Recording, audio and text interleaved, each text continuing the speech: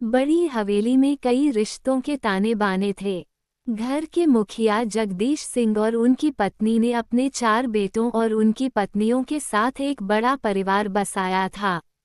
सबसे छोटे बेटे करण, जो 25 साल का था, ने अभी अभी अपनी इंजीनियरिंग पूरी की थी और नौकरी की तलाश में था।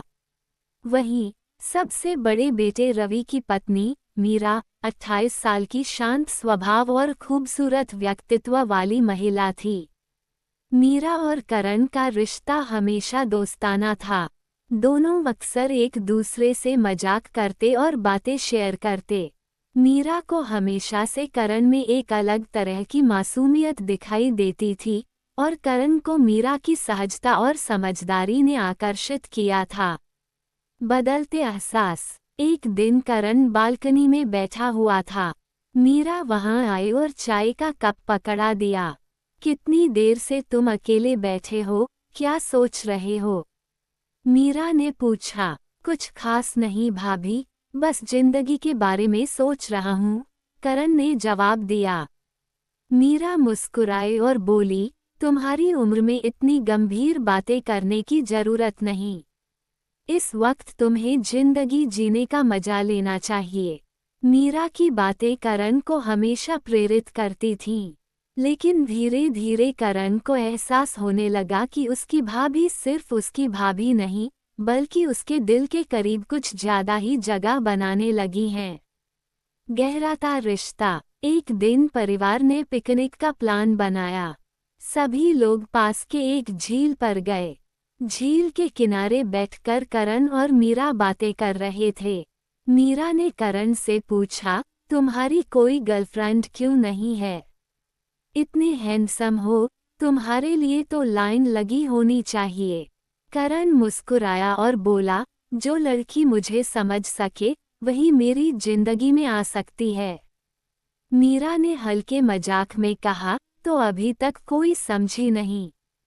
करण ने एक पल के लिए चुप होकर मीरा की आंखों में देखा और कहा, शायद कोई है, लेकिन उसे बताने की हिम्मत नहीं हो रही।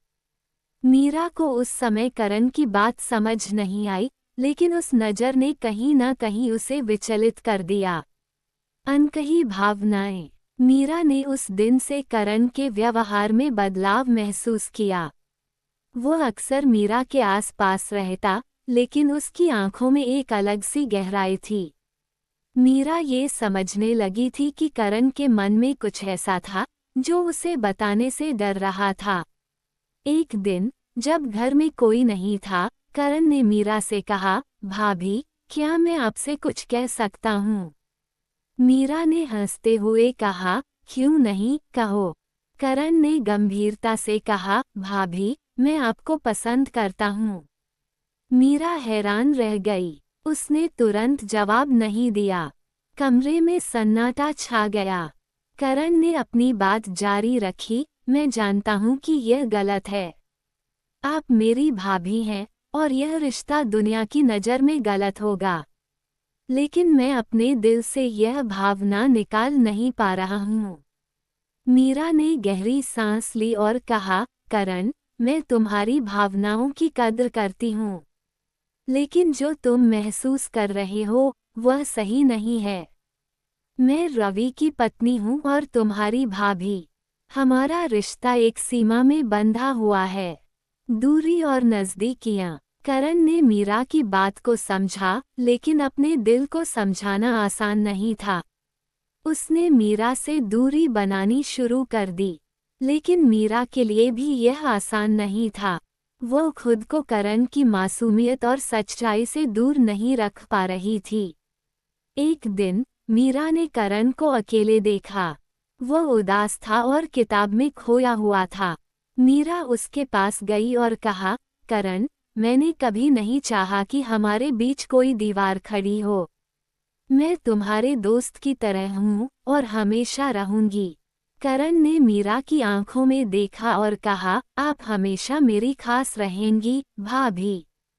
मैं कोशिश करूंगा कि मेरे एहसास हमारे रिश्ते को खराब न करें। समाप्ति और नई शुरुआत। समय के साथ करण ने अपने दिल को संभालना सीख लिया। उसने नौकरी पाई और दूसरी शहर में चला गया। मीरा ने भी अपने दिल को कड़े अनुशासन में रखा और अपने परिवार के प्रति अपनी जिम्मेदारियों को प्राथमिकता दी।